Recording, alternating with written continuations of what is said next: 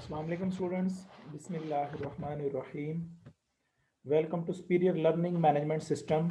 मैं हूं आपका फिजिक्स टीचर तसद्दुक नसीर।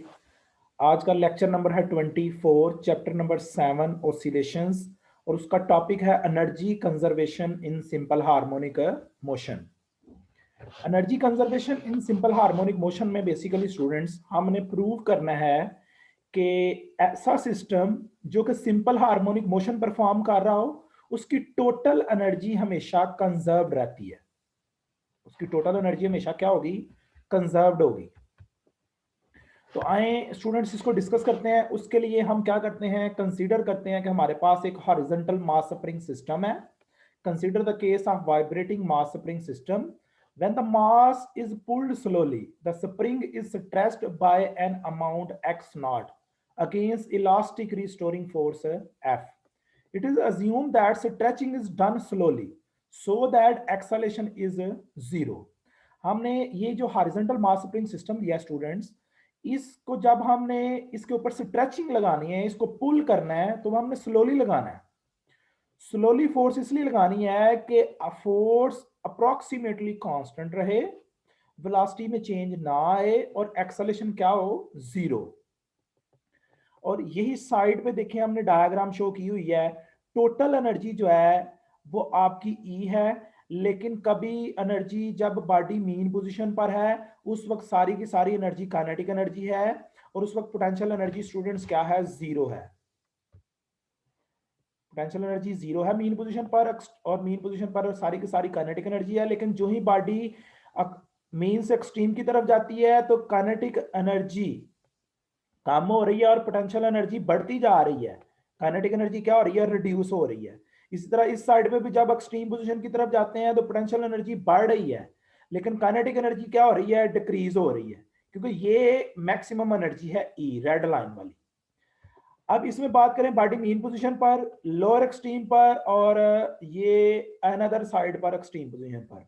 अगर यहाँ पे स्टूडेंट बात करें तो अकॉर्डिंग टू हुक्स लॉ, जब बॉडी पर फोर्स नहीं लग रही तो डिस्प्लेसमेंट जीरो है। जब डिस्प्लेसमेंट जीरो है तो हमारी फोर्स क्या हो गई? जीरो। F1 हम इसे नाम देंगे। लेकिन जब हम बॉडी पर फोर्स लगाते हैं अकॉर्डिंग टू हुक्स लॉ, तो डिस्प्लेसमेंट क्या होता है? X not. तो फोर्स क्या हो गई? F is equal to k x naught according to Hooke's law.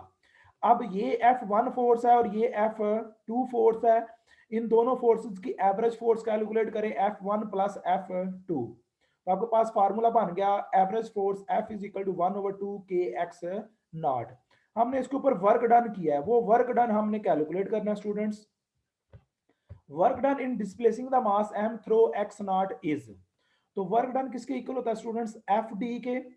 तो फोर्स हम एवरेज फोर्स कैलकुलेट कर लिया है 1/2 के एक्स नॉट, और डी डिस्प्लेसमेंट कितना है? X not. तो ये आपके पास वर्क डन बन गया 1/2 के एक्स नॉट का स्क्वायर।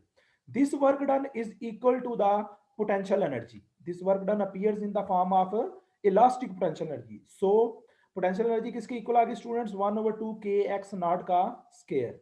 अब मैक्सिमम पोटेंशियल एनर्जी क्या होगी at extreme position? The potential energy is maximum when x is equal to x naught.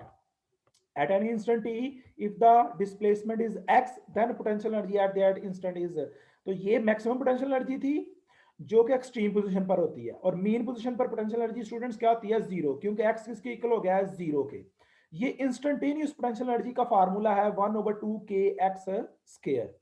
Minimum potential energy x is equal to zero, then potential energy will be minimum. ये देखें हमने x की value zero put की तो potential energy क्या होगी students? Zero. अगर इस फार्मूले को देखें, इस फार्मूले के बाद इस डायग्राम्स को देखें, तो देखें स्टूडेंट्स ये काइनेटिक एनर्जी का ग्राफ है और ये पोटेंशियल एनर्जी का ग्राफ है। मेन पोजीशन पर पोटेंशियल एनर्जी जीरो है, लेकिन काइनेटिक एनर्जी क्या है? मैक्सिमम है, क्योंकि ये टोटल एनर्जी है। लेकिन जैसे जैसे हम एक्सट्रीम पोजीशन की तरफ मूव करते हैं तो काइनेटिक एनर्जी कम हो रही है और पोटेंशियल एनर्जी बढ़ती जा रही है। इसी तरह यहां पे भी देखें, ये टोटल एनर्जी है और ये टाइम पीरियड है। वो कहता है जब बॉडी मेन पोजीशन पर है तो आपके पास पोटेंशियल एनर्जी जीरो है, लेकिन उस वक्त काइनेटिक एनर्जी क्या है? मैक्सिमम। लेकिन जो ही 1/4 पीरियड गुजरता है तो काइनेटिक एनर्जी जीरो हो जाती है और पोटेंशियल एनर्जी मैक्सिमम हो जाती है। इसी तरह ये चेंज होती रहती है periodically with the passage of time. आगे हम बात करते हैं काइनेटिक एनर्जी की। तो as the velocity at any instant is, velocity का फार्मूला मैंने क्यों लगाया, क्योंकि काइनेटिक एनर्जी इक्वल होती है 1/2 mv²। तो ये जो v है ये हमने फाइंड करना है स्टूडेंट्स। ये देखें कर्सर मूव कर रहा है। v is equal to x naught k over m 1 minus x square over x naught का स्क्र। ये आपके पास स्टूडेंट्स आ गया वेलोसिटी। और ये वेलोसिटी की वैल्यू अगर मैं यहाँ पे पुट करूं v का स्क्र लूं तो ये k over m 1 minus v x square over x naught का स्क्र। तो kinetic energy is equal to 1/2 k x naught का square 1 minus x square over x naught का स्क्वायर। एम एम से यहाँ पे कैंसिल हो गया स्टूडेंट्स, एम एम से कैंसिल हो गया।